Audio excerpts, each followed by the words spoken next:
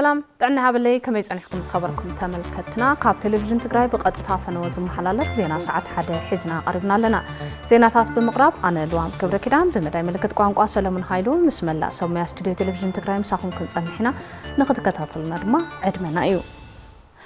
زبت نبهراو برست بزبل مري حساب منግስት ትግራይ ኣብ ዘመሓድሮም ከባቢታት ህዝባዊ መድረኽ ተኻይዱ ቶም መድረኻት ጆኖሳይዳዊ ኣገዛዝ ኣብይ ኣሕመድ ኣብ ልዕሊ ትግራይን ህዝባን ቀዲሞ ብኹናት ድሕሩ ድማ ብኽልከላ መሰረታዊ ጠለባት ኣቢሉ እናፈጸሞ ጸንሐ ሰላሕታዊ ጽንተት ዳግማይ ቁልዕ ጆኖሳይድ ንምኽፋት ድማ ዘካይዶ ዘሎ ሽርሒ ጥፋት ዝዕገት ኣብ ልዕሊ መቃብር ተገዛዝ እዩ ብዝብል ዝተፈላለዩ ህዝባዊ መድረኻት ተኻይዶም ኣለዉ ዜናታትና እዞም መድረኻት ዝምልከቱ እዮም ክኾኑ كبرين مملاسون لوعلاونة تجرين مرقاقاتن منجست بلتقنا مباهك خمسة يبلو تفريطو حلوات دحنة تجرين مرقاقات كله أكل مختك خون كم زقبا بريزيدنت بيراو كلاو منجست تجري دكتور دبرتين قبر ميكائيل تصويعهم بريزيدنت دكتور دبرتين نزل تصويع زقربو زبت نبيراو برسات بزبل مري حساب أبكى تمام قلة أبستخايده هزبا مدرخي ديما مارد ما كم سعك أربعين زبت نبهراوي برست بزبل مرح حساب أب كتما مقالة استخايدة حزباوي مدرخ ترخيبهم ملأخت زحلفو بريزيدنت منجست تجري دكتور دبرتين قبر ميكائيل حزب تجري زقاطو مسقم كتصاور وكابز خلمت المحلافو قليصهم سرعات بلسقنا ناب سلطان كابز مسج جميرو حزب تجري نمسكوانن قابل علي مريت نمحخاخن موفارو ززخاخرو بريزيدنت دكتور دبرتين حزبون انتخونه أبرتعي غصلو مهلاو أرديهم تازي تملأت ناي جينوسايد بروجكتو نخمل حزيم بأرزرهم زيهم تازي ود أخوة كم مدرجتنا يمدفع بروجكت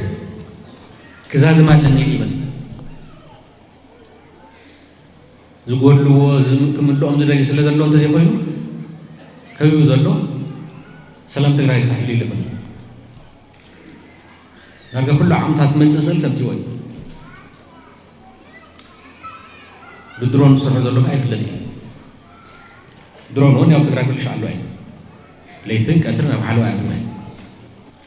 أبزر الليل لما يوقع له كل عتيم سحلهم فضوا تعجزتي أوانا يزلوا كله حل في النار كامل وما مع ذي حل ذي ذي أسئلة عليها كتسل زلوا تاكس عز قبل صو نالا نحرفها كمل كحلة إذا مزيك ألف بكي مالك حزب تجري عبل عليون استأوجه جنوسايداوي كوينات بحدنت بممكات وعلي بريتوريا كفرم مكان تجبره سرعة بلسجنا جنا عبكندي وعلي متجبر وعلي المفراس من قصقاسون بسنك سرعة بلسجنا زجات مستجمات بمية المفتاح سفحت سعرتات كانت تجبره اتحايلي سلام زي اللي بمخانو جنا كسمرو كم زي قالوا جليسهم كاب سرعة بلسجنا سلام مصبايا يكالن زبولو بريزيدنت دبرسيون بوجن تجري نبهراوي كبرة تنبر نبهراوي برسات قوم أكل كم زي هلون هالواتن دحنة تجري نمرجاز كله أكل مخته كون صويعهم نحدث سواءنا إلى دكتور مزلل سواء تسوي ما كنا نقترفه ما نختل لنا يصير سواء حدث سواء لونسي زي تملس حتى نايك أدم سواء ناي مهد سواء زي تملس راح تكمل صينعنا هناك ألس زقب كنا ذا لعلو كل حد نتنا نستي بهراوي هلونا كبرن من نتن تجرين مخبارن لو على ونتن محسن قريتنا تلعلنا على نازبولو بريزيدنت دبرسيون ولا قا محزتك قاسين تهلو لعل خلو عبعلنا إن نتآمن قبلو قليتهم هلونا نحن تجرين متنخرد وصعاج ما خدت تناخر وسان سند بمخانو إن تجبره ونتو ملء الربرب كجبرلو تسوع بريزيدنت دبرسيون سراوي تجري بحير سبن لوجستيكل كتنكرس لزقباء كل تجراوي جبؤ كفسم سويعهم الذي حايلنا كنا تناخر جميرنا يلنا تفضوا ياهم صرحوا لزلهم كنا نتحاجز زلنا نتحاجز تحاجزنا إن تجري كافتا زلنا مكران وزانا أبتي مدرسة تساتفو نبرت كتما مغالا بتنكر عقمتات تجري سرعة بلسجنا نموجد أبزهلو من قصقاس بملو عقمهم من مقلاس موسانهم أفريتهم بعلنا موسان وسينا أو سينا نفتان تصبي هذا لنا مخته مئتاو زي أخوانا تصبي صلاتنا يا ونجزي عرفهم برنا عنا خمسة يقرفنا ردنا قريو ناي سمين بيافرا كم جبه خنبوتنا مينا زول بمديا كوي تقليسو اتمدرك قبريو سعابي اليوم تخاتاتي اليوم كابل عاد جميل ساعة تحت ساعة أبيع ساعة أنا مسجد بعد قبريو مدوات وردون أوريدو كديب لو انتقينو أو حتى الجديد ثلاثنا كنوقع ثلاثنا خندمسس نخيلنا እቶም ተሳተፍቲ መኸተን ምጥንኻር ዓሊሞም ኣብ ዝግበሩ ምንቅስቃሳት ዝረኣዩ ጉድለታት እርማት ክግበረሎም ድማ ፀዊዖም መስፍንነት ይዝነግስላ ትግራይ መስፍንነት ዘለዎ ጽራይ ሒዙ ዝኸደ ሕልባሻ ሒዙ ዝኸደ መሳፍንቲ ግራት ተግፊሖም ዝህዎ ዝነበሩ ሕዚ እውን ኣሻሓት ዝሃበ እዩ ዝትከል ዘሎ ትግራይ ኣሻሓት ዘይብሉ ግን ኣብ ጥሜት እዩ ዘሎ ቆሎ ሸጣ አንስት ስዋት ኣለዋ ታው ሞነይቶ ሞኖ ማለት እዩ ቆሎ ሸጣ እዚ ቡቁልት ሸጣ ሳምቦሳ ግዛዕን ዛ ሸጣ መናእሰይ ኣለዋ ሕዚ ኣብ መንግስቲ ከየምህሮም ናብ ስራሕ ከዳተላ ተቆልዑ መን ይሕዘለን ኣብ ግሊ ከዓብሉ ማዓት ስለዝኾነ ከየምህራ መን የምህረለን ከይኸፍላ ገንዘብ የለን ኣብቶም ዝተልዓሉ ርእቶታት ኣመልኪቶም ምላሽ ዝሃቡ ዶክተር ደብረጽዮን ንጉዳይ ህልውናን ድሕነትን ቀዳምነት ብምሃብ ዝረኣዩ ፀገማት ጎና ጎኒ ንምፍታሕ ከም ዝስራሕ ገሊፆም ታቀሬታና እውን ክትፍታሕ እንተኮይና እውን ትግራይ እንተሃልያ ዝሓሸ ዝተጠቐመው ዝበለፀ ጥቀምቲ ኮይኑ ትግራይ እንተሃልያ ፀገም ዘይትፈትሐሉ ክትፍትሐሉ እንተኮይና እውን ትግራይ እንተሃልያ ናይ ትግራይ ኣጀንዳ ግን ኣይንሓውሶን ትግራይ ኣጀንዳ ቁጥር 1 ልዕሊ ትግራይ ዝርአ ነገር ግን ኩሉ ይኽእል ኣብ ትግራይ ኩሉ ደው ይበል ኣብ ውሽጢ ይሃሉ ኣብ ደገ ይሃሉ ኩሉ ደው ትግራይ እንተሃልያ كنا أنتو إنا نفتن كاروت كم تحزب أدم صعب زولكوا كنا أنتو إنا نقول قبل اليوم زفت موزلوت أنت تنحدق هلاون زفتح سرعة جونوسايدر أبي أحمد بزتود دبك عرسي أنتو قد مخانو نبرت خاتم مقصومن وردا على ما يجون قليصهم قبل متن تولد متن عوادي دلنا له حيل ميكائيل قصص دما كم سعب كاربناي ዝተፈላልዩ ክፋላት ሕብረተሰብ ከተማ ኣክሱምን ወረዳ ላዕላይ ማይጨውን ዝተሳተፍሉ ዘበት ንብሔራዊ ብርሰት ብዝብል ቴማ መሬት ሕድሪ ኣይነ ቁርሳን ስድሪ ህልውናና ኣብ መቃብር ጸላእትና ዝብሉን ካልኦት ጭርሖታትን ብምግዋሕ ኣብ ህልው ኩነታት ዘትዮም ኣብቲ መድረኽ መበገሲ ሰነድ ዘቕረቡ ኣባል ማእኸላይ ኮሚቴ ሕወሓት ሓላፊ ቢሮ ትምህርቲ ትግራይን ዶክተር ኪሮስ ጉዑሽ ህዝቢ ትግራይ ሉዓላዊ መሬቱ ተመንጢሉም ህዝቢ ን6 ዓመታት ኣደዳ ስደትን ምምዝባልን ሞትን ስቃይን ኮይኑ በጀትን መሰረታዊ ግልጋሎታትን ተኸልኺሉ ሓደጋ ህልውና ገጢሙ ከም ዘሎ ገሊጾም ብሰላም መንገዲ ሉዓላውነት ህዝብን ግዛኣትን ትግራይ ክምለስ ከም ዘይኽእል ብተግባር ዘረጋገጸሉ ግዜ ብምብጽሑም ኣጋጢሙ ዘሎ ብሔራዊ ህልውና ዝፍታሕ ኣብ መቃብር እቲ ጆኖሳይዳዊ ስርዓት ብምዃኑ ተወዲኻ ምቅላስ ወሳኒ ኢሎም ሰላማዊ መንገዲ ጸገማት ክፈትሕ ብዙሕ ስዒር እዩ ብዙሕ ሰሪሕ እዩ ነገር ግን ሕዚ እውን ካብቲ እንደልዮ ሰላም ካብቲ ክመጽእ እንደልዮ ሰላም ብወገን ተጻባኣይ بوجن تجنسد أو سرعة بالسجداجن بزح لسلام كروب سلا زي كونه زل الناس أجمع بسلام أو من قد دخل فتح دلوبو سلا زي كونه مو حصل أو ندنا مخبار نسر عرس وساننا مو حس بهرا وهلوننا نزي إن سلستين حزون أو حدا جاء نزلوا بسلام كل فتح فتناون نسلام قربات سلا زي كونه بزي مخنيات حزون أب حدا قال لنا كابز حدا قازي بحبار تقالسنا كنوس يقبع ኣብቲ መድረኽ ርእቶም ዘቕረቡ ነበርቲ ከተማ ኣክሱምን ወረዳ ላዕላይ ማይጨውን እቲ ዘቐረበ መማያየጢ ሓሳብ እዋናውን ወሳኒ ኮይኑ ብትሉም መንገዲ ሽርሕን ኣብ ህዝቢ እቲ ጆኖሳይዳዊ ስርዓት ዝፍጽሞ ዘሎ ጽንተት ንምፍታሕ ዝሕግዝ ከም ዝኾነ ገሊጾም ቶም ጸላእትና ብምንታይ እዮም ዝጥቀሙልና ዘለው እዚኣቶም ንጉሆ ተዛሪቦማ ምሸት ዘይደግምዋ ነገር ናይ ኣብይ ኣሕመድ ጸበል ዝረጩ ሕማቃት ንኸብዶም ዝዝፍጥጡ ሕማቃት ስለ ዝኾኑ ሽሞም ከልዕሎም አይደልን ማለት እዩ ንሰብ ዘዳናግር ይዛረቡ ማለት እዩ ነቲ ዘይርድኦ ኣይርድኦን ክዳናገሩ ይኽእሉ እዮም ኣብዚኣ ውድብ ሕወሓት ይኹን መንግስቲ ትግራይ ይኹን እንታይ ክገብር ኣለዎ ይብል ኣነ ኣብ ሚድያ ወፂስ መግለጽታት ክህብ ኣለዎ ለምክነ ጽቡቕ ቀንዮም ሕይ ክብል ይኽእል እየ ኣነ ህዝቢ ናይ ምቅላስ ጸገም ኣለዎ ኢለ ኣምንን ሕዝቢ ግን ኣብ ርእሲ መቃብር እዩ ዕላማና كعلل ذل وانبري خصنتنا عندنا تزرع تخكليو ايو زمانوان ያው ወቅታውን ዋናውና አድላይ ኢዩል እዝወስድ አዲስ አበባ ኮይኖም ዝተፈለለይ መድረኻት እንዳገበሩ ንህዝብ ትግራይ ይኹን ንመሬት ትግራይ ቆራሪሶም በታቲሎም ከጥፍዋ ንዕኡ ዘምክን ኢዩል ይሐስብ ማለት እዩ بسلاماዊ መንገድ ሁነታት ይፈታሕ ተዋይልቆ ብዙሕ ጻዕር ተገይሩ ግን የለን ውዕል ፕሪቶሪያ መንዲ هذا ሸሸቢልዎ مسيلنا زغورنا يا واخ عاست مسرته غزاو منغستي صر حزب تግራይ عطيقو هذا بحدون كيدم كلهم رينايم منغستنا ناب سلطان كاوز ملس ندحر وزف منغستنا ناب سلطان كاوز ملس ندحر كون ريالنا تالوطي مريحنتنا حدا تحساسبا ربيبو وشتو خفتش كقالس نافت زنورنا يقدم قال سخاتو ህዝባው ጎን خسلف ብዙሓት ስራሕቲ እና ተሰርሑ ይርከውሎ ኣብ ሓፂር ግዜ ብዙሓት ነገራት ተሰሪሖም እዮም ንብሔራዊ ህልውናን ዝወፀ ኣዋጅ ሕግን መኸተን ህዝቢ ገጢሞ ዘሎ ሓደጋ ህላዋ ብፍትሓውነትን ሓድነትን ንምምካስ ዝሕግዝ ከም ዝኾነ ዝገለጹ እቶም ነበርቲ ኣብ ልዕሊኦም ይበፅሕ ዘሎ ፅንተት ንምፍታሕ ውዳዎም ሓይሎም ከም ዝቃለሱ ይዛረቡ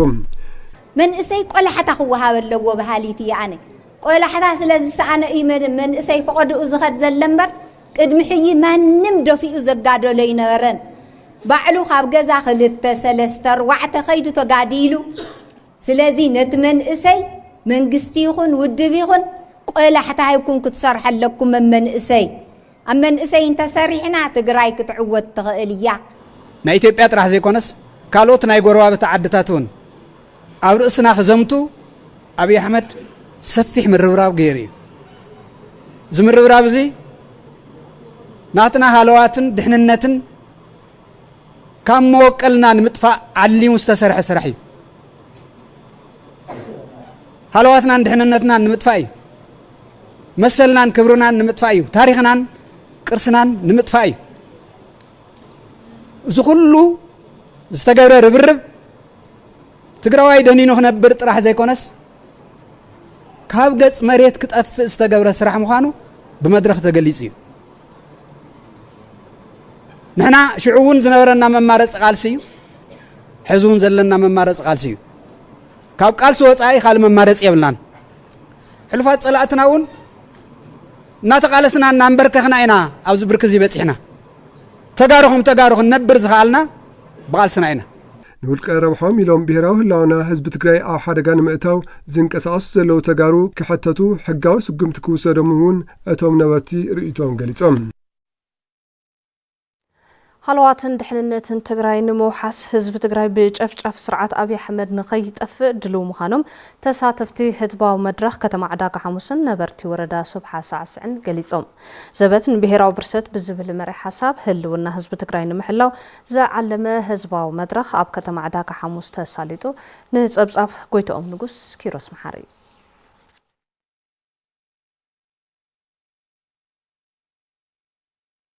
ዘበት ንብሔራዊ ብርሰት ብዝብል መሪ ሓሳብ ህልውና ህዝቢ ትግራይ ንምሕላው ዝዓለመ ነበርቲ ከተማ ዕዳጋ ሐሙስ ወረዳ ሱብሓ ሳዕስዕን ኣካላት ኣመራርሓን ዝተረኸብሉ ህዝባዊ መድረኽ ተሳሊጡ ዋና ምሓዳር ዞባ ምብራቕ ትግራይ ኣይተፍስሕ ሃይላይ ኣብ ዝሓለፉ 3 ዓመታት በጀትን ሕክምናዊ ናውትታትን እናተኸልኸልና መሬት ትግራይ ተወሪሩ ተመዛበልቲ ኣብ ቅዳድ ኬንዳ እናነበሩን ምእንተ ሰላም ዝተፈላለዩ ኣማራፅታት እናኣለሽና ተጸሚምና ጸኒሕና ኢና እዚ ከም ፍርሑ ተቆፂሩ ጸላኢ ኣብ ልዕሊ ህዝቢ ትግራይ ዝተፈላለዩ ሽርሕታት እናፈጸመ ጸኒሑ ኢሎም መንግስቲ ትግራይ ካብ ህዝቢ ሓዊኡ ዝፍጽሞ ዋላ ሓደ ነገር የለን ዝበሉ ኣይተፍስሕ ሃይላይ ስርዓት ብልጽግና ደመኛ ህዝቢ ትግራይ ስለ ዝኾነ ምስኡ ሓቢርኻ ምንባር ሙሉእ ብሙሉእ ኣብቂዑ ብምባል ኣብዚ ዝግበር መኸተ ድማ ካብ ጃሱስ ነፃ ዝኾነ ጽኑዕ ደጀን ከም ዘድሊ ሓቢሮም እዚ ምስኻዕ ድማ ምስ ኩሎም ጎረባብቲ ኣሓት ህዝብታት ሰላም ምፍጣር ኣገዳሲ ከም ዝኾነ ኣስሚሮምሉ ካፍቶም ብልጽግና ዝበሃሉ ሰዋና ንላዕሊ ዝበልጸጉ ነዲኦም ንሓፍቶም ብዋናነት ከዓ ናይ ዘለኣለም ርስተ ጉልቶም ዝኾነት ትግራይ ንኸጥፉ በዚ ደረጃ ዝሓስቡ እኔው እዮም ንሱ ትውሽጥና ነፅር ዝበልኩም ወይ ትስራሕ ማለት ኣዲስ ኣበባ ዘሎ ሃታፊ ብዛዕባ ዕዳጋ ሐሙስ ካብ ዕዳጋ ሐሙስ ምግቢ እንተዘይረኸዩ ብዛዕባ ዕዳጋ ሐሙስ ኣይወግዕ ብዛዕባ መዘውለ ይወግዕ ብዛዕባ መስሕለ ይወግዕ ስለዚህ ውሽጥና ነጽሪ አምንታይ ደውልና አብረው حزب ትግራይ ንረው حزب ትግራይ ዝኾነ ይኹን ዝጎድእ ዕድሚኡ ደረጃ ትምህርቱ መጠን ሃፍቱ ብዘይገድስ በቃ ይጠቅም ተሳተፍቲ ህዝባዊ መድረኽ በወገንም ጨፍጫፍ ስርዓት ብልጽግና ንህዝብ ትግራይ በመጽናት ካብ መሰረታዊ ግልጋሎታት ከም ዝነጸሎ በመዝኻር ህዝብን ከይጠፍእ ዓርሱ ካብ ስርዓት ንምክልኻል ድሉ ምዃኑ ገሊጾም መራሕትና እናበልና ኣምኖም ዝነበርና ውልቀ ሰባት ህዝብ ትግራይ ኣብ ጸጋም ኩነታት እናሃለዎም ምስቲ ጨፍጫፍ ስርዓት ብምዃን ክሒዶምና እዮም ዝበሉ እዞም ተሳተፍቲ ኣብ አዲስ አበባ ኮይንካ ትግራይ ስለዘይምራሕ ኣደብ ክገብሩ ይግባእ ኢሎም جننة ህዝብ ትግራይ ከበሳብሱን ከጥፉን ምስቲ ስርዓት ኮይኖም ዝሰርሑ ዘለው ተጋሩውን ካብ ተግባሮም ክቆጠቡ አተሐሳስቦም ከተማ ዓዳግ ሐሙስ ገፈፍና ያካል የብልና በሰላማው መንገድ ሽቃ ህዝብ ህዝብና ምስምን እሰይና ነእምን ለና ክጋረል የመ ይጋረሊ ተፈልይሎ ካምኒ ለየመ ያምንሊ ናይ ዓል ዕድለሎ ናይ ዓል እጻሎ ባዕሊ ልምልሰሉ አዲስ አበባ ኸንካ ትግራይ ግን ኣይምራሕን ስለዚህ أنا مرارحنا زلهم بسرون هاي كفتنا زلنا ناي بعتنا تتفتشوا عاوزتنا زل فتش تفتش نتقرايس واقع داقة جبران ناي بعلي حتى تلين بحتى حتى تدخل سلام أو سلف تغيروا علنة مالي لأنا كعالم كنت كاب تقراي لي كنت لتفردنا فردي موزين حركاينس يقرتا تجينا كمنا حدقنا انتينا يوم لي حرقنا مخانو سلن فلت هزون ليوم حرنا سلل هونسي هزون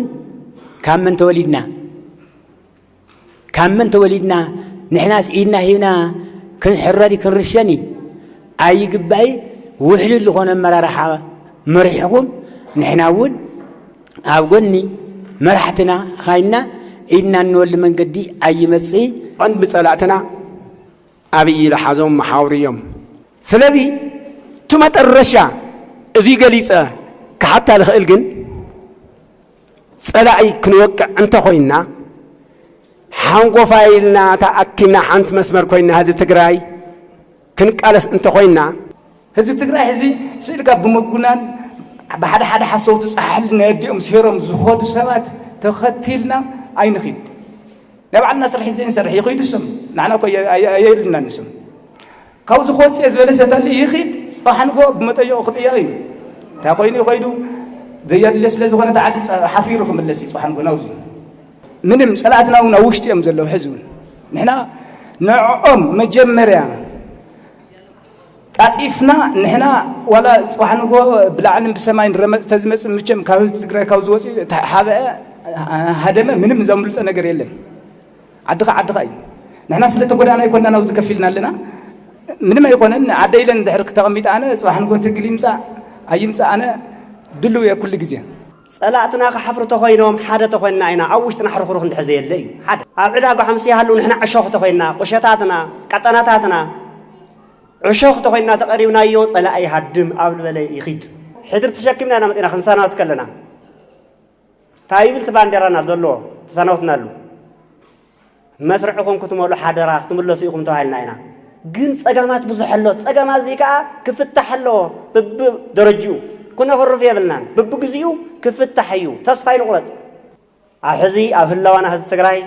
هنا خنزارب زقبنا أتا تساتفتت مدرخ كاب حز جميرو تجراي تقراريسان حزبات بتاعتينون هاللوم نحنا كم حزبي سوقلنا إن عزولو قداي يلن بمال زلت أجم ببدرجو إنك فتح زملكتهم أكلات بتخرج كسر حلوم ساوعي تقريبهم زيزاري شرح طفات جونوسايدر أبي حمد زعقت قبل على مقابر تأجزاز أي خبلو تساتفتي حزباو مدرخ كتما مايجو قليصم ثم تساتفتن زقلصو أب كتما مايجو زبتن بهراو برسات بزبل مري حساب أبز سالت و حزباو مدرخ كتما مايجون وردان دا مخننيو فسها ابرا ابزكي أوادي لنالو هاي لميكائيل قصص دما كم سعب كاربلناي أبا كتما مايجو زبت نبيهراو برسات زبل مري حساب أب استسالته حزباو مدرخ كتما مايجون وردان دا مخنن سرخوم أول فتسام سرح ودو وحات آيتا تولد قبر صادق حزي جنساريو أجازا أبي أحمد استفلالي شرحتات أن ألمم حزب تقراي كيت أف حرقه لونا كقاتمون غيرو كم زلو قليصم دحري مفران وعلي بريتوريا حزب تقراي ما أنت سلام يلو بزوح واقع أن خافل مزئي زولو آيتا تولدم أت جنساريو أجازا أجن تقبارات طفات أن فتسامم دلاي سلامية زبل تقبلنت كم زيبلون زلاغو ውሕስና ህዝቢ ትግራይ ክረጋገጽ ድማ ውሽጣዊ ዓቕሚ ኣጠናኽርኻ ቃልሲ ህላዊ ምክያድ ኣማራጽ ዘይብሉ ምዃኑ ረድዮም ቀዋሚ ጸላኢ ይኹን ቀዋሚ ፈታዊ የለን ዝበሉ ኣይተተወልደም ስለ ዝኾነ ሕዚ ሓደጋ ህልውንኦም ስርዓት ብልጽግና ምስ ዝኾኑ ሓይልታት ምሕዝነት ተመስሪቱ ይስራሕ ከም ዘሎን እዚ ድማ ካብ ህዝባዊ መኸትና ዝብገስ እዩ ኢሎም ኣገዛዛ ኣብዪ ኣሕመድ ቀዲሙ ብኩናት ድሒሩ ብኽልኸላ መሰረታዊ ጠለባት ኣቢሉ እናፈጸመ ዝጸንሐ ሰላሕታዊ ጽንተት ሕዚ እውን ዳግማይ ቁሉዕ ጆኖሳይድ ንምኽፋት ዘካይዶም ዘሎ ዘይዛረዩ ሽርሕታት ጥፋት ዝዕገቱም ኣብ ልዕሊ መቓብር እቲ ኣገዛዛ እዩ ዝበሉ ድማ ተሳተፍቲ ህዝባዊ ዘተ ማይጨውን ወረዳን እንዳመኾንን እዮም ንምሓስ መሰልን ድሕነትን ትግራይን ህዝባን ኣብ ዝካየድ ቃልሲ ህላዎም ኣብ ጎድኒ መንግስትን ህዝብን ኮይኖም ካብኦም ዝድለ ኩሉ ብምፍጻም ከም ዝቃለሱ ዘረጋገጹ እቶም ተሳተፍቲ ኣብዚ ግን ጥንኩር መሪሕነት ክዓርፉ ይግባእ ኢሎም ከንቲባ ከተማ ማይጨው ኣይተ ጌታቸው ስዩም ህላዊ መንግስትን ህዝብን ንምውሓስ ንዘንጸላሎ ሓደጋታት ንምብርዓን ምጥንኻር ሓድነታዊ ቃልሲ ወሳኒ ምዃኑ ኣስሚሮምሉ ህዝቢ ትግራይ ብሄራዊ ጣውዒት ምስላፍ ተቐቢሉ ስርዓት ብልጽግና ንምጥፋእ ክቃለስ ይግባእ ክብሉ ነበርቲ ከተማ ሽረ እንዳስላሴ ገሊጾም ኣባል ፈጻሚ ስራሕ ህወሓት ዶክተር አብርሃም ተኸስተ ብወገኖም ህልውናን ድሕነትን ህዝቢ ትግራይ ኣብ መቓብር ጆኖሳይደር ስርዓት ኣብዪ ኣሕመድ ከም ዝረጋገጽ ኣፍሊጦም እዚ ዝተገለጸ ዘበት ንብሄራዊ ብርሰት ብዝብል መሪሕ ሓሳብ ህልውና ህዝቢ ትግራይ ንምሕላው ነበርቲ ከተማ ሽረ እንዳስላሴን ተመዛበልቲ ዞባ ምዕራብ ትግራይን ኣብ እዋናዊ ጉዳይ ኣመልኪቶም ኣብ ዘካየድዎ ህዝባዊ ዋዕላ እዩ ገብረ እግዚአብሔር ገዳሙ ኣዋዲድልና ኣሎ ገብረ መስቀል ኪሮስ ድማ ከም ትስዕብ ከቕርበልና እዩ ህልውናን ድሕነትን ህዝብ ትግራይ ኣብ መቃብር ጆኖሳይደር ስርዓት ብልጽግና ይረጋገጽ ብዝብል መራሒ ሓሳብ ኣብ ከተማ ሽረ እንዳስላሴ ላዕለዎት ኣመራርሓ ክልልን ዞባን ምስ ነበርትን ተመዛበልቲ ወገናትን ዝተሳተፍሉ ህዝባዊ መድረኽ ተሳሊጡ ኣብቲ መድረኽ ዝተረኸቡ ኣባል ፈጻሚ ስራሕ ህወሓት ዶክተር አብርሃም ተኸስተም ስርዓት ብልጽግና ኣሎ ዝበሃል ሰራዊት ተኽቲቱ ኣብ ልዕሊ ህዝቢ ትግራይ ወራር ንምፍጻም ከም ዝተዳለወን ኣንጻር ህዝቢ ትግራይ ዘቕንዑ ፕሮፓጋንዳታት ብምንዛሕ ሓድነት ህዝቢ ንምብታን በብመዓልቱ ይሰርሕ ከም ዘሎን ነዚ ንምምካት ህልውናና ኣብ ልዕሊ መቃብር ብልጽግና ክነረጋገጽ ይግባእ ኢሎም ስርዓት ብልጽግና ዝሓለፉ 4 ዓመታት ከም ዝረኣናዮ ነቲ ስምምዕ ናተሓሶ ኣብ መወዳእታ ሙሉእ ቡድ ኣፍሪስዎ እዩ ምስለኒ መዲቡ ከም ድላይ ክገብረኩም ከም ድላይ ክገዝአኩም ኢሉ ምስለኒ መዲቡ ሙሉእ ከም ዘፍረሶ ብዕሊ ነጊሩና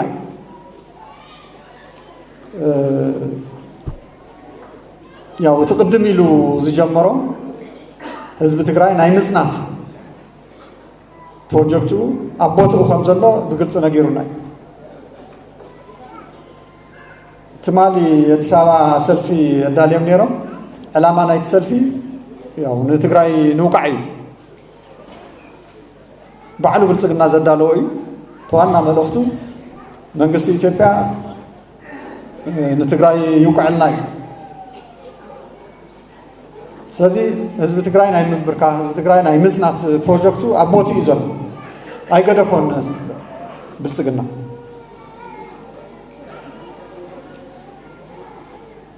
تعيشوا تفلتوهم تمازالت منتاي درجة هم زلوا لاتكم تفلتوهم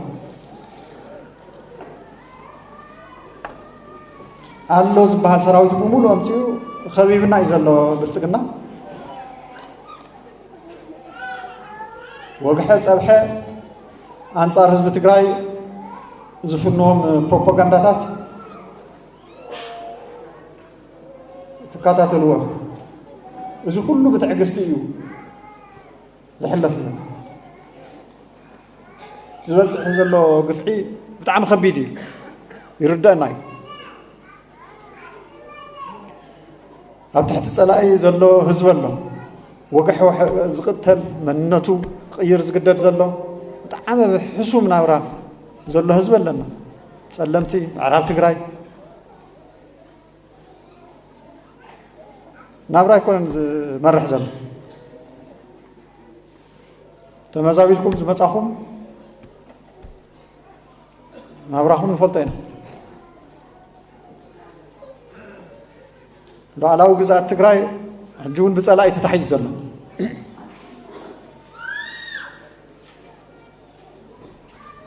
ትዕጽዋ ንግዲ ትራንስፖርት ሓደ ዓዲ እዩ ትግራይ ኣካልና ኢትዮጵያ እንዳሆኑ በተኻሊ ገጽ ግን ኣካል ኢትዮጵያ ከም ዘይኮነ ብኩሉ ወገን ዓጽዮም ንግዲ ከይረክብ ትራንስፖርት ከይረክብ ግልጋሎት ባንኪ ከይረክብ ነዳዲ በጀት ከይመጽኦም ዝገብሩ ዘሎ ውሳነ ናይቲ ህዝቢ እዩ ከምቲ ልሙድ ህዝቢ ትግራይ ያው ኣይንብርከኽን ከም ዝብል ዘበት ንባርነት ከም ዝብል ፍሉጥ እዩ እቲ ዝሓሸ መዋፅኦ እውን ንሱ እዩ ናብኡ ክንመፅእ ዘለና ኣይንብርከኽን ኣይንፀንትን ኣይንበርስን ኢልና ክንለዓል ክንክእል ኣለና ግዜኡ ኣኺሉ እዩ ከንቲባ ከተማ ሽረ እንዳስላሴ ኣይተ ገብረመድህን ዮሃንስ ብወገኖም ሕዚ ንዘይተርፍ ዓወት ንምቅፅጻል ኩለ መዳያዊ ምድላዋት ሓፍ ምባል ከም ዘድሊ ምስ ገለጹ ነዚ ንምዕዋት ድማ ካብ ላዕሊ ክሳብ ታሕቲ ብዝተማልአ መንገዲ ሓደ ርድኢት ክህልወና ይግባእ ኢሎም ኣብቲ ዝቐረበ መማየጥ ዛዕባታት ኣድሂቦም ርእይቶታት ዝሃቡ ተሳተፍቲ ብወገኖም ምስ መደብ ብሄራዊ ፃውዒት ምስላፍ ተተሓሒዙ ኣብ ማሕበራዊ ሚድያታት ብጸላእቲ ዝውዝዑ ናይ ሓሶት ሓበሬታታት ንጎድን ብምግዳፍ ህዝቢ ትግራይ ምእንተ ምርጋጽ ሃልዋቱን ድሕንነቱን ብዝተጠናኸረ መልክዑ ኣብ ምትእማን ዝተመስረተ መደብ ምስላፍ ክሳለጥ መንእሰይ ናብ ሰራዊት ብምጽምባር ዝገጠሞ ቃልሲ ህላወ ብቕልጹሙ ከረጋገጽ ይግባእ ኢሎም ኣብ መወዳእታ ሃልዋትን ድሕንነትን ህዝቢ ትግራይ ንምርጋጽ ዝወፅእ ኣዋጅ 366 እዝባር 2018 ተሳተፍቲ መድረኽ ብሙሉእ ድምፂ ደጊፎሞ ስፖርታዊ ፀብጻብ ዘቕረበልና ዮሃንስ ኣሸብር ካብ ልቤና ንመስግን ንሰዓት ዝመረጽናዮም ዜናታቱን ኣብዛዚምና ምስ ዘለዎ መደባት ቴሌቪዥን ትግራይ ሰናይ ጻንሒት ክኾነልኩም ተመኒ ሰላም